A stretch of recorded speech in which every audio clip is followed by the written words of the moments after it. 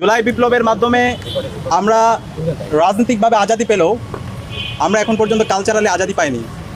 বাংলাদেশে স্বাধীনতা পরবর্তী বাঙালি জাতীয়তাবাদ নামে আমাদের উপর ব্রাহ্মণ্যবাদী যে সংস্কৃতি, কলকাতা যে সংস্কৃতি চাপিয়ে দেওয়া হয়েছে এবং সেই সংস্কৃতির মাধ্যমে ইসলামের যে সিম্বলগুলো আছে সেগুলোকে কর্নার করা হয়েছে, সেগুলোকে ক্রিমিনালাইজ করা হয়েছে, সেগুলোকে প্রবলেমেটাইজ করা হয়েছে এবং তার প্রতিচ্ছবি গত 5 দশকে আমরা দেখতে পেয়েছি।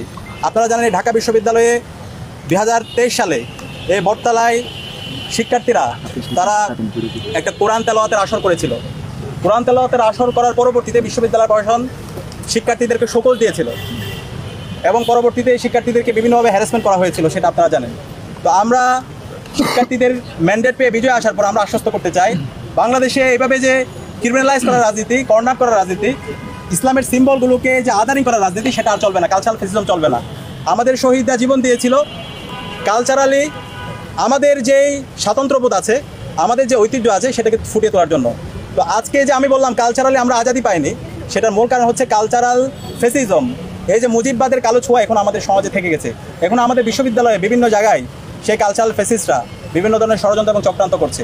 তো সেই জায়গা থেকে আমরা শিক্ষার্থীদের ম্যান্ডেট পেয়ে বিজয় আসার পরে আমরা এই কালচারাল ফেসিবাদের কবর রচনা করব এবং জুলাইয়ের শহীদদের যে আকাঙ্ক্ষা, সেই আকাঙ্ক্ষাকে আমরা বাস্তবায়ন করব। আমরা যদি আমাদের নতুন কালচার বিনির্মাণ করতে চাই এবং বাংলাদেশের যে সমৃদ্ধ কালচার সেটাকে যদি আমরা নিয়ে আসতে চাই, অবশ্যই আমাদের জুলাইয়ের যে শহীদদের আকাঙ্ক্ষা, জুলাইয়ের যে শহীদ তাদের স্মৃতিগুলো আমাদেরকে নিয়ে আসতে হবে। এবং গত 1 বছর জুড়ে আমরা সেই কাজগুলো করার চেষ্টা করেছি। আমরা শহীদ পরিবারের কাছে গিয়েছি, আহতদের কাছে গিয়েছি, তাদের স্মৃতিগুলো শোনার চেষ্টা করেছি। বিগত সময়ে যারা ভিকটিম হয়েছিল তাদের ঘটনাগুলো আমরা নিয়ে আসার চেষ্টা করেছি।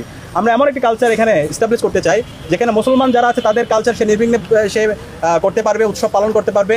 আমার যে হিন্দু আছে, আমার যে চাকমা, মারমারি, ত্রিপুরা, রাখাইন সহ সকল ধর্মাবলম্বীরাই তাদের নির্ভয়ে তাদের কালচার তারা চর্চা করতে পারবে এবং সেই ধরনের একটা কালচারাল সেন্টারের হাব হয়ে উঠবে ঢাকা বিশ্ববিদ্যালয়। এখানে কোনো পরিচয়ের কারণে কাউকে আদারিং করা হবে না, কাউকে ক্রিমিনালাইজ করা হবে না, কাউকে কর্নার করা হবে না। তো এই যে বৈচিত্র্যের মধ্যে ঐক্য, এই কথাগুলো আমরা বারবার বলছি।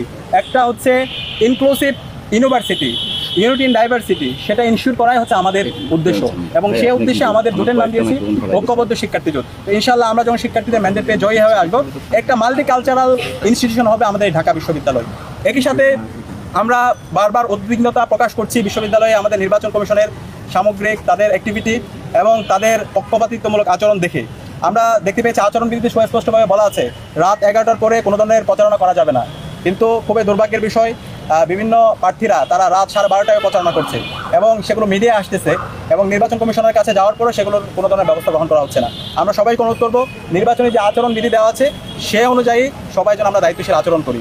এবং এর পাশাপাশি আজকে আমরা কলা ভবনের সামনে দাঁড়িয়ে আছি, এটা বাংলাদেশের একদম আমাদের ঢাকা ইউনিভার্সিটির প্রতিষ্ঠাকালীন ফ্যাকাল্টি। তো এই কলা ভবনে আমরা যদি যাই, শিক্ষার্থীদের সাথে আমরা কথা বলছিলাম, এখানে যে ক্লাসরুমগুলো আছে ক্লাসরুমগুলো খুবই হচ্ছে কনজাস্টেড অবস্থায় আছে এবং ক্লাসরুমের যে পর্যাপ্ত ফেসিলিটি এবং এখান থেকে যে সাউন্ড হয়, সাউন্ডের যে পলিউশন এবং এখানে হচ্ছে যে কমন রুম আছে, কমন রুমটা পর্যাপ্ত না এবং কমন রুমের যে স্টাফ আছে, আমাদের একটা প্রস্তাবনা আছে কমন রুমের স্টাফ হইতে হবে অবশ্যই হচ্ছে ফিমেল, কিন্তু এখানে এবং তাদের একই সাথে ট্রেন করতে হবে, কিন্তু আমরা সেটা দেখতে পাইনি। একই সাথে এই আমাদের যে হচ্ছে গবেষণার জন্য আমাদের কলা ভবনের শিক্ষার্থীদের যেভাবে তাদেরকে গবেষণা কাজে সংযুক্ত করা দরকার এবং বিভিন্ন ধরনের ক্রিয়েটিভ কাজে তাদেরকে এঙ্গেজ করা দরকার এবং সেখানে যেভাবে বাজেট দেওয়া দরকার তা আমরা দেখতে পাচ্ছি না। একই সাথে কলা ভবনে যে লিফ্ট আছে সেই লিফ্টে আমরা বিগত সময়ে বিভিন্ন সময় দুর্ঘটনা দেখতে পেয়েছি এবং এতবার অভিযোগ করার পরেও সেই লিফ্ট সংস্কার করা হচ্ছে না। তো ইনশাআল্লাহ আমরা শিক্ষার্থীদের ম্যান্ডেট পেয়ে জয়ী হয়ে আসার পরে যে মৌলিক যে সমস্যাগুলো আছে বিশ্ববিদ্যালয় প্রশাসনকে সেগুলো আমরা সংস্কার করতে বাধ্য করব এবং শিক্ষার্থীদের যে প্রত্যাশা, সেই প্রত্যাশার আলোকে আমাদের ঢাকা বিশ্ববিদ্যালয়কে আমরা নতুনভাবে বিনির্মাণ করব, সেই প্রত্যাশা ব্যক্ত করে আমি আমার কথা এখানে শেষ